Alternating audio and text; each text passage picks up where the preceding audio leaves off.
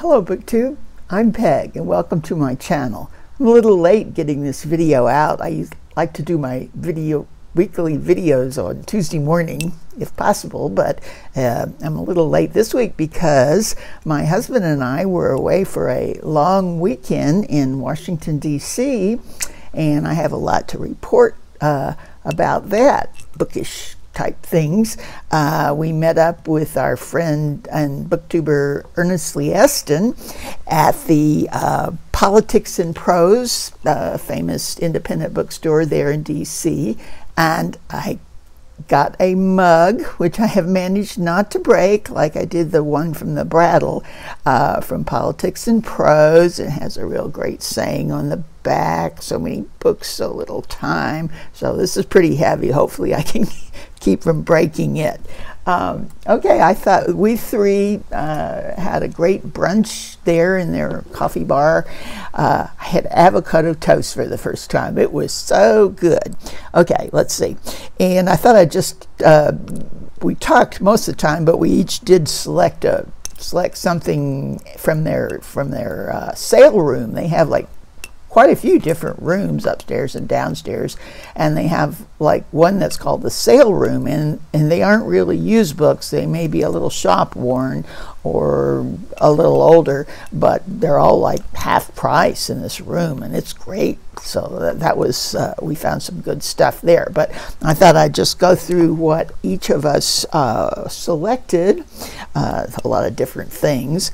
My husband Todd, who collects books on Vietnam, among other subjects, found this great hardback of a kind of a recent publication. Well, I'll let you read the name. I'm not sure how to pronounce it. But the story behind this is when we were visiting Steve Donahue a couple weekends ago, he let us look through all his books, and I have to tell you, Steve Donahue, I have to say, has a really very neat book piles. He doesn't have any on the floor, which is unusual. I mean, I almost always have books on the floor, and they're all like shelved or in neat piles, so it's kind of easy and fun to look through his books.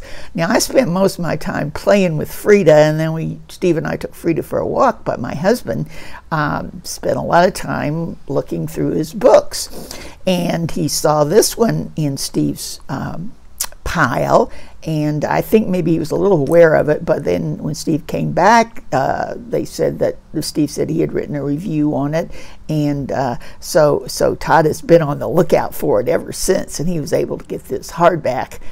He prefers hardbacks for his collection anyway, for half price in the sales section. And he's very, the hardback doesn't have Steve's blurb, but on he looked it up, and on the Kindle version it has Steve's monitor blurb, and he calls it one of the classics of Vietnam writing. So Todd is quite pleased that he found something that Steve recommended. Okay, I found an older author, not an older book, it's a new book, but I had mentioned before discovering or rediscovering Wallace Stegner and hoping to read quite a few of his books this summer. He wrote in the 1950s, and I really like his writing. I read something already, and I'm reading it anyway. But he writes, his books are, a lot of his books are sequels or trilogies or whatever. And this one, All the Little Live Things, is a sequel to his National Book Award winner called The Spectator Bird, which I haven't read yet, but I'm sure I'll want to read this afterwards. And actually I really love his sense of place and time. Actually, I kind of lived through some of the places and times. This one, well, he must have wrote in the early 70s because it has to do with the 1960s in California, a time I lived through, though I was a mere child, of course. Okay, so that's the one I got. Now, Ernestly Eston, I'll just call him Eston, though he says that's his middle name. Here he is. you probably are, if you're into serious reviews or chats, he gives a lot of in-depth type chats on different books, but he's very interested in movies, and he and I both are following Adam's Movie to Film Club, and he makes his own video of the movie and the film adaptation, and makes it ahead of time, but he doesn't publish it on YouTube until Adam has published his. And so it's very interesting to read them both or listen to them both. And he got the new one that's going to be up actually the last Thursday of the month, so I think that's a week from Thursday. Adam will be talking about this P.D. James novel and the corresponding movie. So I want to read that too. I need to get to reading. I actually have it on my Kindle. So anyway, I have, what did I say? Oh, I know.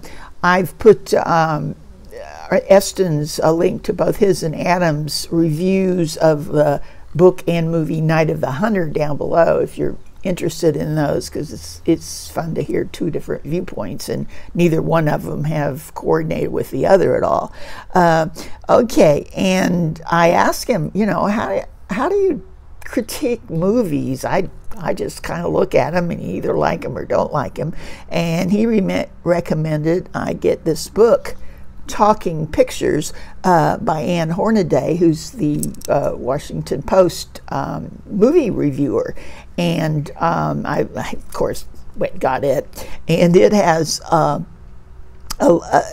lot of ways to look at movies that you need to learn how to do, like what the director does, the choreography, the sound, and all that. So and each chapter deals with a different thing, and then it suggests movies that showcase that particular characteristic. So I'm really interested in that, and especially since we're going to be spending this year doing this movie to book thing, which I'm really enjoying. Okay, so that was our take from Politics and Prose, and I want to talk about a little bit about two books that I've been reading this week, both by women authors about women characters, and I couldn't help but compare them, although they were written like over 100 years apart. First, I'll show you. The first one is newly published, My Year of Rest and Relaxation by Otessa Moshfegh. Now, I'll get back to that in just a minute, but I want to tell you I'm going to be comparing it, well, I did compare it in my mind, actually, with a Willa Cather novel called O Pioneers. Now, Willa Cather wrote at the very start of the 20th century, and she's quite famous and well-known women's writer, and she wrote a lot about the upper Midwest and the settling there, and the Swedish people, the Norwegian people, the different peoples, ethnic groups that came there. And this one, O Pioneers, is the first in a trilogy that she wrote around this subject with the same families, and the others after O Pioneers are Song of the Lark and My Antonia, which is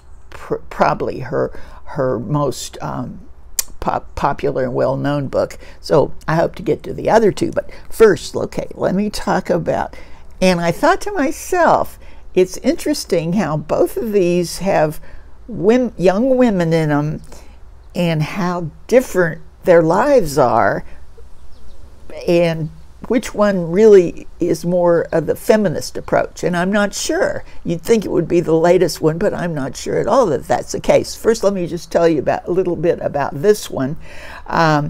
This author wrote a book called Eileen, which was up on the Booker shortlist a couple of years ago, and it's been much discussed. Eileen, the title character in it, was a secretary in a prison and lived with her alcoholic father, and she was just kind of an unlikable character. And this author kind of tells you more about personal habits, then you really want to know. But again, the more I read, the more I heard about it, it's a book that has stuck in my mind, and she does make a choice in it, and it shows a woman, who has a choice to make in her life and makes a choice. This is Eileen. Okay, but this one, at first I didn't like it at all. This woman in it, young woman in it, actually she lives in New York City she has money enough to live in a nice apartment there. Her parents have recently died and left her some money, and I guess she's depressed, but she's kind of bowing out of life. She decides that she's going to take enough downers or sleeping pills to actually sleep for a year. Well, I mean, she'll come to every now and then to eat or whatever, but she has probably the worst therapist in the history of therapy. It's this woman that believes everything she says. She keeps saying, I can't sleep well, I'm under stress at work. Well, she's lost her job, she's not even working, she's staying home sleeping all the time, but this therapist believes her and keeps giving her stronger and stronger pills to sleep, and she gets to the point she's actually sleeping most of every day. And it's just, at first I thought, this is just awful. I don't even want to read this about this, woman who's just given up everything, and also had some kind of icky things.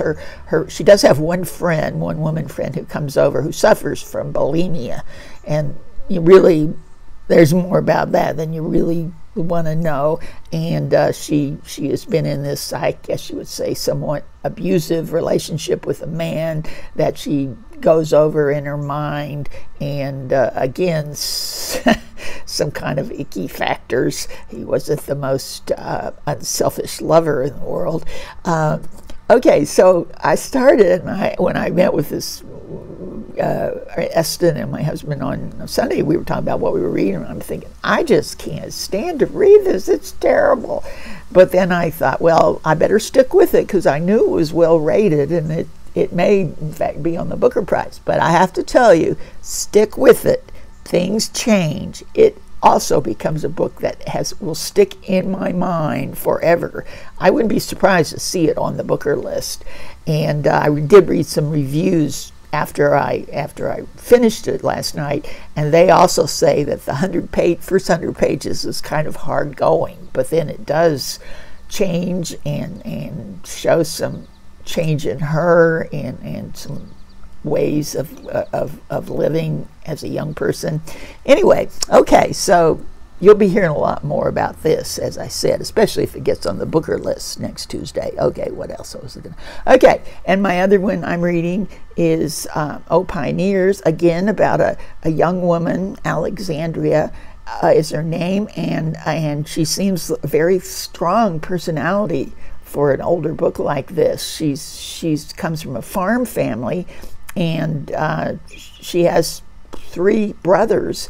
And when her father is dying, he says he wants her to take over the running of the farm that they'll be working for, because she in fact does have the business ability to run that, which is really unusual, I would think, back then, when a woman is chosen to run the things. And she does a pretty good job of that. But to tell you the truth, I haven't finished it, and there's going to be a big decision she has to make. There's 5 big chapters or parts, and the last one is called Alexandria, and a lot of things have happened in the family and in the community, which I know I'll hear about in the other books in this trilogy. But some things are coming up that she's going to have to make some decisions in this last long part. So as soon as I finish this, I'm going to finish it and see how this portrays a woman, a strong woman, if she continues to make strong decisions. And as I said, I think both of these books make me think about feminist views of women and their choices and their lives. So that's it for now. Thanks for watching. Talk to you later. Bye.